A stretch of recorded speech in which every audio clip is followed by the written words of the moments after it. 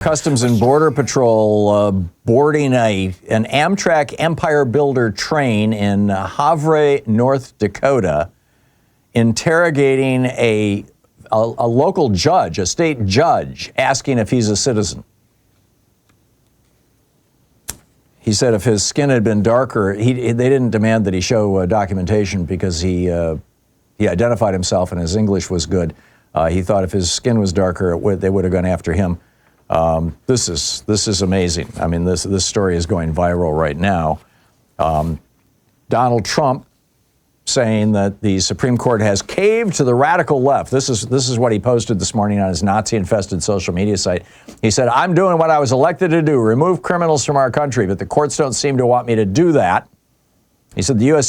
Supreme Court seemingly doesn't want me to send violent criminals and terrorists back to Venezuela or any other country for that matter. The courts are intimidated by the radical left who are playing the ref. We cannot give everyone a trial because to do so would take, without exaggeration, 200 years. He goes on to say, we would need hundreds of thousands of trials for the hundreds of thousands of illegals we're sending out of the country. The vast majority of the people that Donald Trump has arrested and deported, and in fact, as far as I can tell, pretty much all of them, were people who are already in the system. They have applied for asylum. ICE is picking them up and deporting them because they know where they are. It's just lazy. I mean,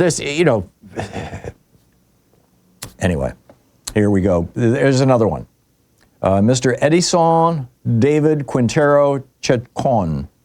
He is apparently being held incommunicado at El Salvador's notorious terrorism confinement center, the SCOTUS.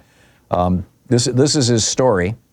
There's a lawsuit right now from the Human Rights Watch on behalf of this guy. Mr. Quantero, originally from Venezuela, is a 28-year-old carpenter, fisherman, and father of 2 young children.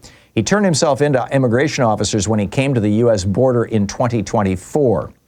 ICE later took him into custody during a routine ICE check-in and held him while an immigration court was determining whether he should be deported because he lacked immigration status. Eventually, he gave up fighting his deportation to Venezuela in immigration court. And after now at that point, they should have said, okay, cool, hop on a plane to Venezuela. But it continues. After 8 difficult months in ICE custody at the Stewart Detention Center in Lumpkin, Georgia, he filed a habeas petition in February of last year. He asked a federal court to order that the government could not keep holding him for no reason, since deportations to Venezuela were not possible. Instead of responding to his lawsuit, the government sent him to SCOTUS, where his living nightmare continues, and argued the court may no longer review the case. His wife said, "My family and I can't sleep or eat because we're thinking about Edison. He's a loving person, responsible and hardworking. I often wonder if he's eaten yet, what he's eaten, how he's feeling. This is affecting me emotionally and physically, and I can't rest." Edison was terrified of remaining stuck in immigration detention in the U.S. or Gitmo, but imprisonment at SCOTUS is worse than anything we could have imagined. Rebecca Kassler, the senior attorney for the American Immigration Council, said the U.S. government is trying to do at SCOTUS what it cannot do at home, put people in jail for life simply because they lack immigration status. This is a breathtaking departure from the rule of law.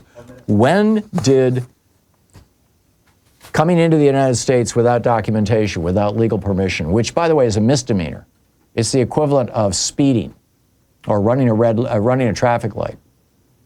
When did that become a crime punishable by life in prison?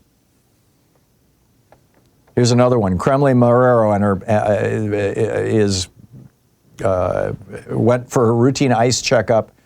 This is in Louisiana, Marrero, Louisiana. She went for her ICE checkup. She's, again, in the country with the permission of our government, applying for asylum, and she never came back. It's for 3 weeks. She's been missing. Nobody knows where she is. She went for her ICE checkup, or for her, check-in, and that's it. She'd applied for asylum. She attended her biannual appointments. She planned to pursue a path to citizenship, and now nobody knows where she is. 2 German tourists were deported for not booking a hotel. These were 2 young women who had just graduated from high school in Germany. They were doing a world tour, Thailand, New Zealand. They came to the United States. They were subject to full body scans, strip searches, standing naked in front of police officers, put in green uniforms, placed in holding cells, because they didn't have a hotel reservation when they got in Hawaii, is what ICE is saying, or CPB. This is nuts.